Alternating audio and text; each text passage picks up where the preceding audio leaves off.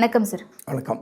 ஜனநாயகன் திரைப்படத்திற்கு sensor certificate கிடைக்காதது, CBI அலுவலகத்துக்கு போய் விஜய் அவர்கள் டெல்லியிலேயே விசாரணைக்கு ஆஜராகிட்டு வந்தது, இது எல்லாமே தாவேகாவை சுற்றி அடிக்குதோ அப்படின்ற ஒரு டாக் போய்கிட்டு இருக்கு. இதற்கு மத்தியில் தேசிய கட்சிகளாக இருக்கக்கூடிய காங்கிரஸாக இருக்கட்டும், பாஜகவாக இருக்கட்டும், தாவேகாவையோ இல்லை விஜயையோ எப்படி அணுகுறாங்க, சிபிஐ விசாரணை மூலமாகவோ இல்லை ஜனநாயகன் திரைப்படம் மூலமாகவோ அப்படிங்கிறத தொடர்ந்து பார்க்க முடியுது. நேற்றைக்கு ராகுல் காந்தி அவர்கள் போட்ட ட்வீட் ஜனநாயகனுக்கு ஆதரவாக தமிழ் மக்களினுடைய, தமிழ் கலாச்சாரத்தினுடைய ஒரு குரலை நசுக்கிற மாதிரி இருக்கு அப்படின்ற மாதிரி சொல்லியிருக்காரு. எப்படி புரிஞ்சுக்கலாம் தாவேகாவை சுத்தி தான் தேசிய கட்சிகள் டார்கெட் பண்றாங்க அப்படிங்கிறது அப்பட்டமா தெரியுது. அதுவும் ஒரு ரசிக மோகம், ரசிகத்தன்மையினுடைய இன்னொரு பரிமாணத்தில் அரசியலும் கலந்திருக்கிறது.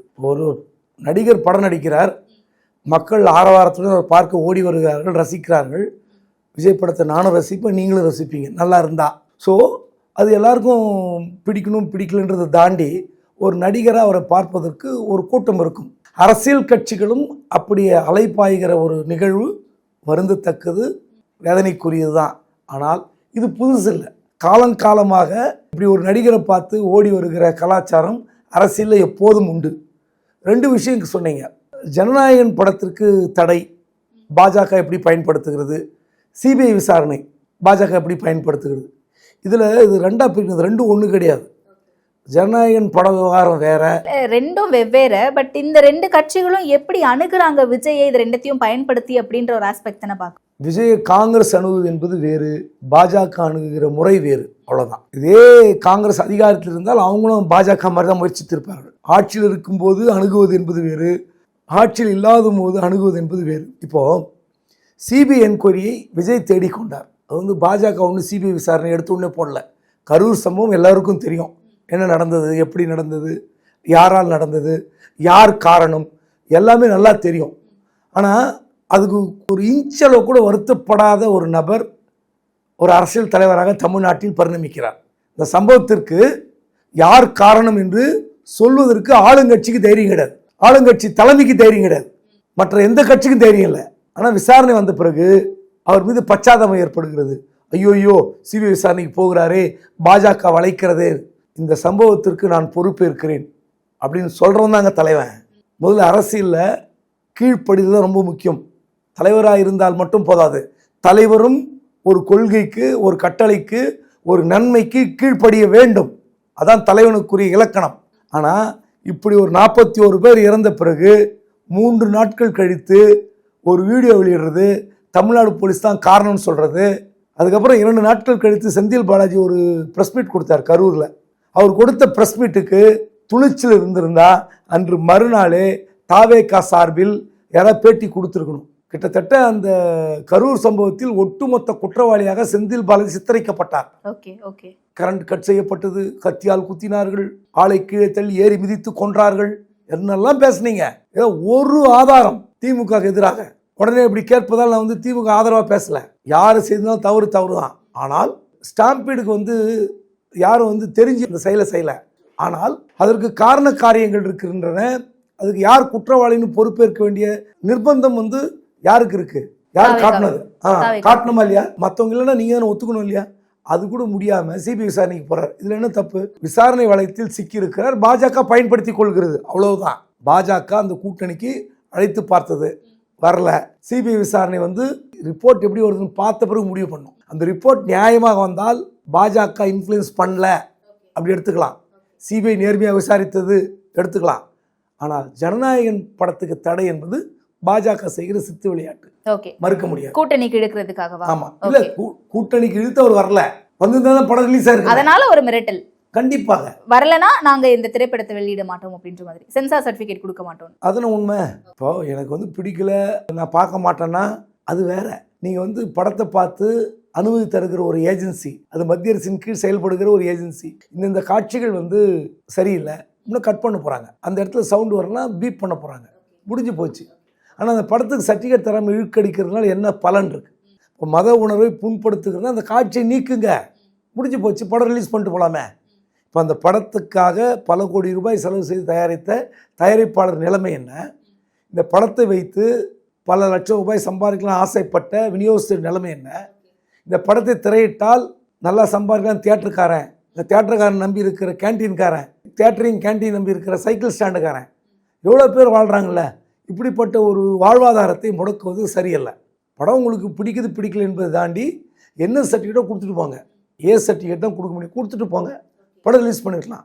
ஆனால் விஜயுடைய அரசியலை ஜனநாயகனுடன் கோர்த்து பேசுவது, கரூர் சமூகத்தோட கோர்த்து பேச சரியில்லை. இப்போ விஜய் அவருடைய அரசியல் நிலைமை என்ன, அவருடைய அரசியலுடைய களப்பணி என்ன, அதை கேளுங்க, அது நியாயம். இந்த ஒன்று ராகுல் காந்தி ட்வீட் போட்டான்னு ஒன்று கேட்டீங்க. எல்லோருக்கும் போல ராகுலுக்கு ஆசை விஜயுடைய கூட்டணி. ஆமாம். இப்போ நீங்கள் 77 எம்ஜிஆர் அவர்கள் தேர்தல் சந்திக்கிறார். அந்த தேர்தலில் ஒரு பெரிய எமர்ஜென்சிக்கு பிறகு கூட்டணி வைப்பதா இல்லையான்னு திமுக வைக்க முடியாது, திமுகவுக்கு பெருத்தாடி. ஆனால் 80 காங்கிரஸோட கூட்டணி வச்சாங்க. ஆனால் 77 எம்ஜிஆரும் பயந்திருப்பார். ஆனால் ஜனதா வெவ்வேறு கட்சிகள் கூட்டணி வைத்து ஆட்சிக்கு வந்தார். அதன் பிறகு காங்கிரஸோட கூட்டணி வைத்தார்.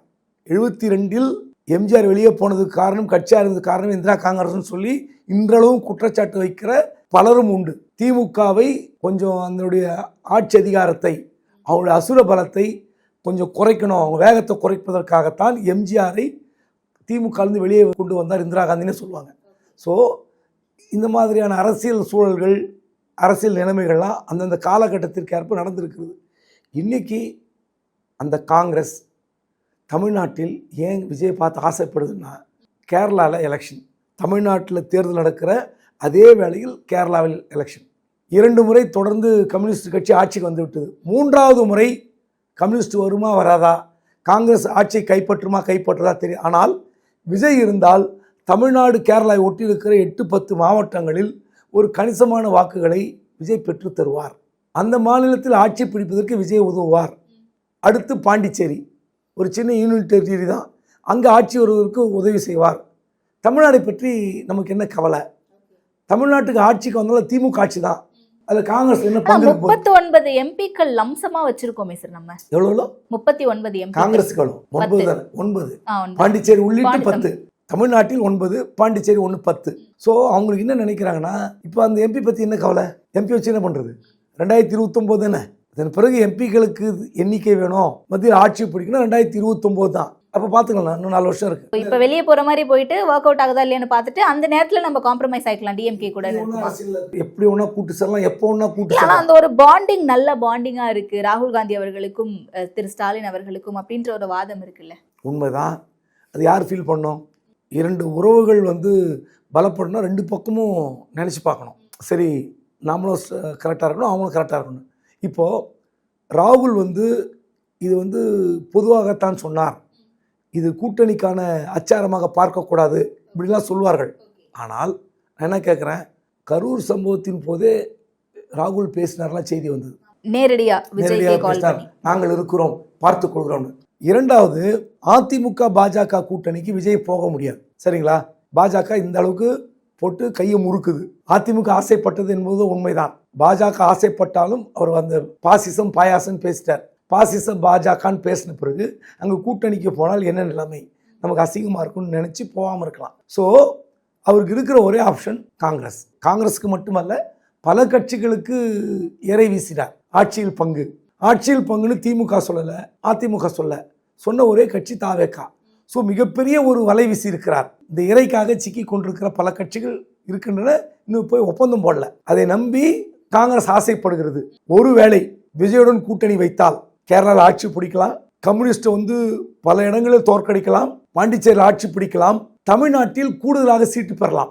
ஆட்சிக்கு வரோம், எம்எல்ஏ ஜெயிக்கிறோம், ஜெயிக்கல, ஒருவேளை ஃப்ளுக்கில் விஜய்க்கு கிடைக்கிற வாக்கு சதவீதம் இப்போ நம்ம சொல்லிட்டு இருக்கோம்ல, நிறைய பேர் 30, 40, 45 அப்படின்னு சொல்லிட்டு இருக்கோம். அதை வைத்துக்கொண்டு ஒரு 40-50 எம்எல்ஏ ஜெயிச்சிடலாம். 25 சீட்டு கொடுத்து 18 தான் ஜெயித்தோம். ஒருவேளை 75-80 சீட்டு வாங்கி ஒரு 40 எம்எல்ஏ ஜெயிச்சிட மாட்டோமா, இன்னொரு கனவு.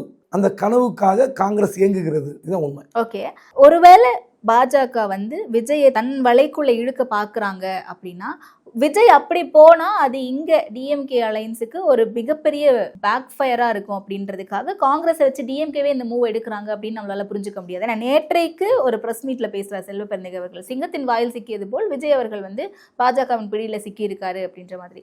ஸோ இது ஒரு மூவா இருக்கக்கூடாதா, ராகுல் காந்தியை வச்சு டிஎம்கே பண்ற ஒரு பிளேயா இருக்காதா?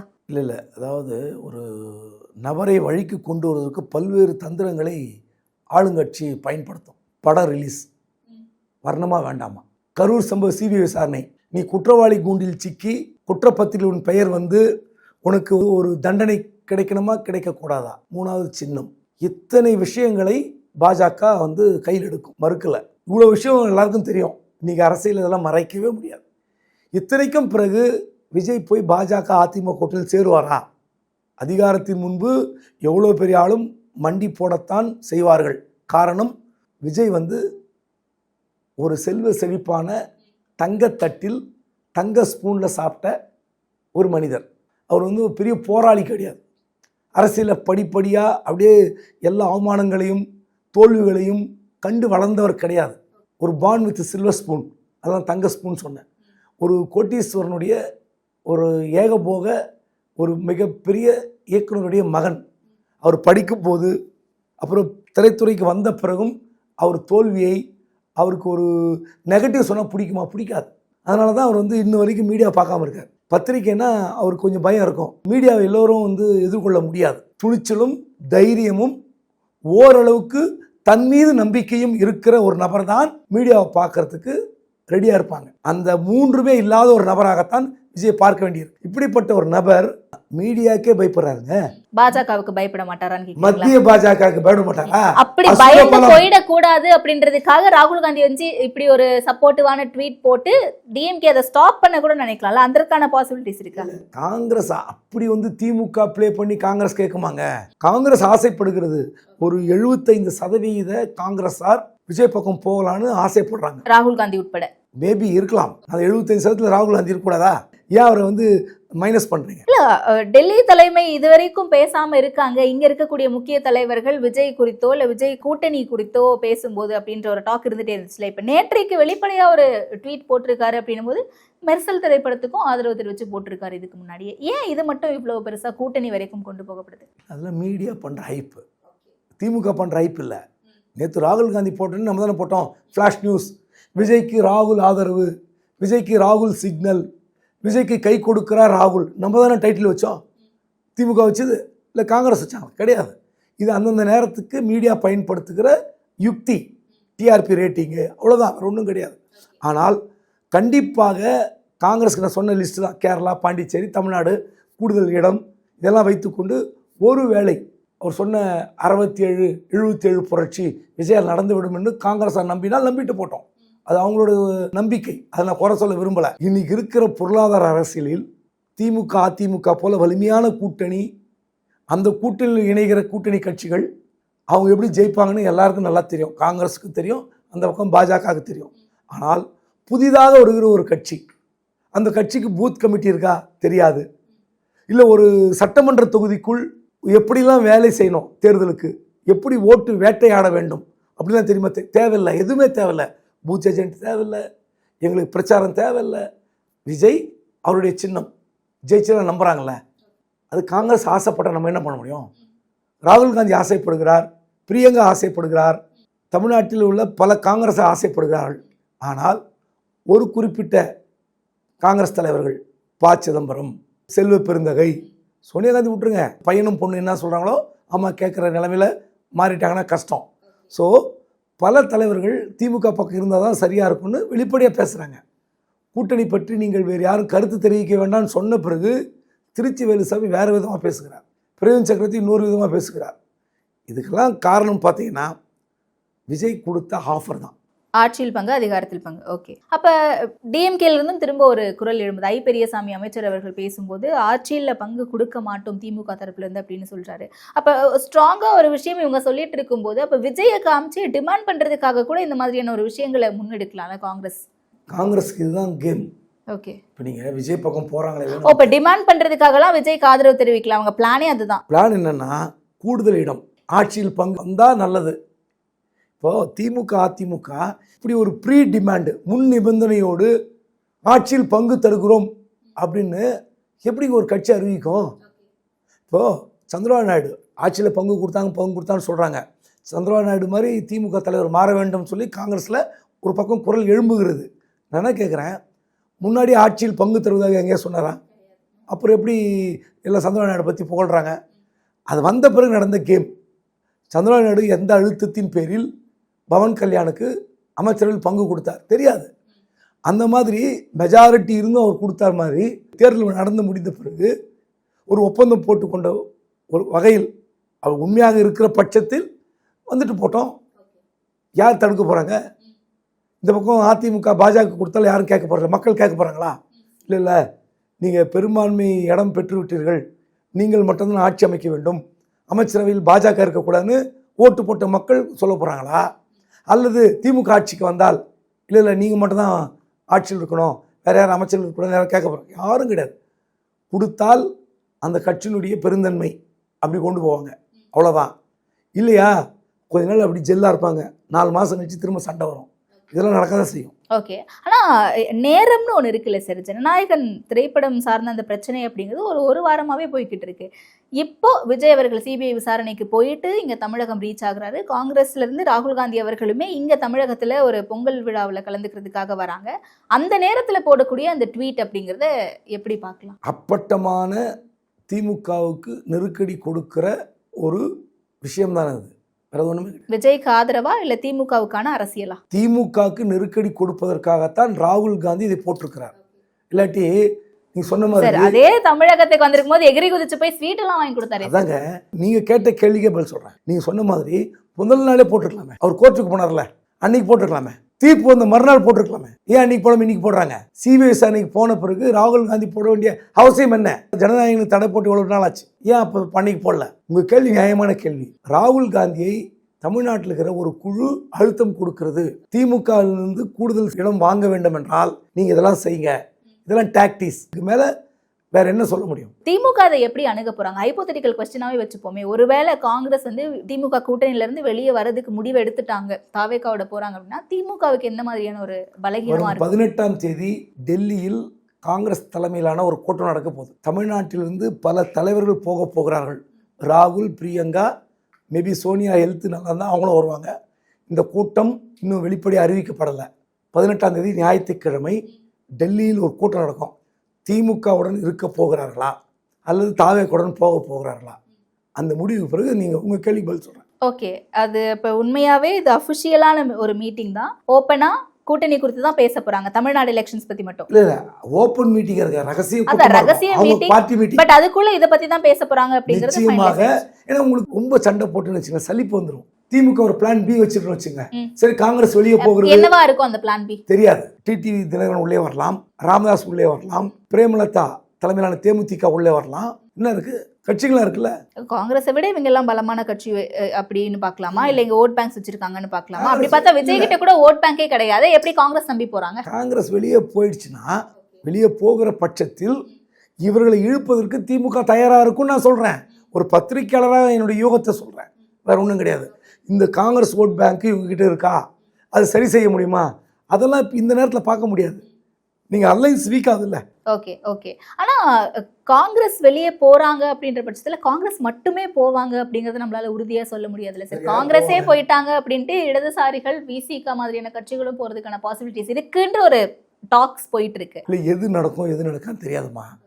சரிங்களா? ஒன்று, காங்கிரஸ் போவதால் விசிகா, மார்க்சிஸ்ட், சிபிஐ போகுமான்னா அதுக்கு பதில் சொல்ல முடியாது. ஏன்னா காங்கிரஸ் போனாக்கா அவர்கள் இடத்தை கூடுதலாக விடுதலை சிறுத்தை தருவதாக திமுக சொல்கிறது. 6க்கு பதில் 12 தரோம், இல்லை 14 இடங்கள் தருகிறோன்னா விசிகா 14 இடங்களில் 10 இடங்களை வெற்றி பெற முடியும். பணத்துக்கு பணம் கிடைக்கும், எம்எல்ஏக்கு எம்எல்ஏ கிடைக்கும்னு இங்கே நிற்பாங்களா? இல்லை அங்கே 25 சீட் கிடைக்கும், ஆனால் 1 கூட ஜெயிக்க முடியாது, இல்லை 2 சீட்டு தான் ஜெயிக்க முடியும், அங்கே போவாங்களா? யோசித்து பாருங்க. ஆட்சி அதிகாரத்துக்கும் வர முடியாது. விஜய் ஆட்சி அமைப்பாரா? தெரியாது. அவர் அறிவிச்சிருப்பது என்னென்னா பெரிய வலை. அந்த வலையில் எந்த கட்சி சிக்கினாலும் அவருக்கு லாபம். ஆனால் சிக்கன கட்சிக்கு லாபமா? போன காங்கிரஸ் 75 சீட்டு, எத்தனை சீட் ஜெயிக்கும் யாருக்கா தெரியுமா? 25ல் 18 ஜெயிச்சுது.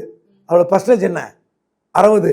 நீங்கள் அங்கே சொல்ல முடியுமா 75 சீட்டு வாங்கி 45 சீட் ஜெயிப்போம் சொல்ல முடியுமா? 50 சீட் ஜெயிப்போம் சொல்ல முடியுமா? இந்த முறை 18ல் 20 கூட ஜெயிக்கலாம், 25 கூட ஜெயிக்கலாம்.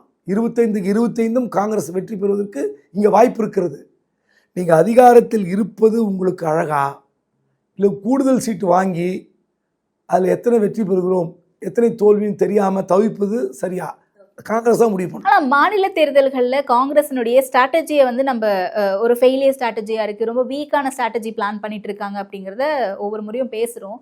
இந்த முறை அது எந்த அளவுக்கு பாசிட்டிவாக முடியும்னு காங்கிரஸ் நம்புறாங்கன்னு எனக்கு தெரியல. ஏன்னா விஜய் அவர்களோட கூட்டணி போறாங்கன்னா, நீங்க ஏற்கனவே சொன்னீங்க, இதன் பிறகு பாஜகவினுடைய அழுத்தம் விஜய்க்கு அதிகமாக ஆகும். சிபிஐ விசாரணையா இருக்கட்டும், இல்ல ஜனநாயகம் திரைப்படம் சார்ந்தா இருக்கட்டும், இல்ல சின்னம் கொடுக்கறது முதற்கொண்டு எல்லாமே அவங்க அழுத்தம் கொடுப்பாங்க அப்படின்னு. ஒருவேளை காங்கிரஸ் விஜயோட போறாங்கன்னா அந்த கோவத்துல இன்னும் அந்த அழுத்தம் அப்படிங்கிறது விகரசா இருக்காதா? பாஜக பக்கம் விஜய் போகக்கூடாது என்பதில் காங்கிரஸுக்கு விருப்பம் இருக்கிறது. அதற்கு தான் காங்கிரஸ் இயங்கி கொண்டிருக்கிறது. அதனால தான் காங்கிரஸ் விஜய் பக்கம் போவதற்காக துடித்து கொண்டிருப்பது போல் ஓடிக்கொண்டிருக்கிறது. உண்மையில் போய் சேருமா சேராத நமக்கு தெரியாது. ஆனால் விஜய்க்கு வேறு வழி இல்லை. விஜய்க்கு இருக்கிற ஒரே ஆப்ஷன் காங்கிரஸ். ஸோ விஜயும் காங்கிரஸ் தரப்பிலும் ஒரு ரகசிய உடன்பாடு அல்லது பேச்சுவார்த்தை நடந்து கொண்டிருப்பதாக நான் நம்புகிறேன். அது நேரடியா விஜய் தான் பேசுறாரா, இல்ல ஆதவ அர்ஜுனா மாதிரி யார் பேசுறாங்க இல்லை, விஜய் கூட பேசலாம். யாரோ ஒருத்தர் கண்டிப்பாக நீங்கள் வந்து இப்போது மத்தியில் பாஜக அடிக்குது, ஆளுங்கட்சி விஜய் அடிக்குது. விஜய் வந்து ஒரு அரசியல் கட்சியில் படிப்படியாக வளர்ந்தவர் இல்லை. அவருக்கு ஏகப்பட்ட பயம் இருக்கும், ஏகப்பட்ட சிக்கல் இருக்கும், முடிவெடுக்க முடியாத சூழலில் அவர் மனநிலை தள்ளப்படும். அப்படிப்பட்ட ஒரு நபருக்கு ஏதோ ஒரு கட்சி கிடைச்சா நல்லா இருக்கும்னு நினைக்கலாம். அது காங்கிரஸ் இழுக்கலாம், அவர் காங்கிரஸுடன் ரகசிய பேச்சு அது நடத்தலாம். போய் சேருமா சேராதான்னு 18ஆம் தேதிக்கு அப்புறம் பேசுவோம். ஓகே, அப்போ நிச்சயமா என்ன நடக்கும் அப்படிங்கிறத பொறுத்து இருந்து பார்ப்போம். எக்ஸ்க்ளூசிவான இன்ஃபர்மேஷன் கொடுத்துருக்கீங்க. Thank you so much sir. நன்றி.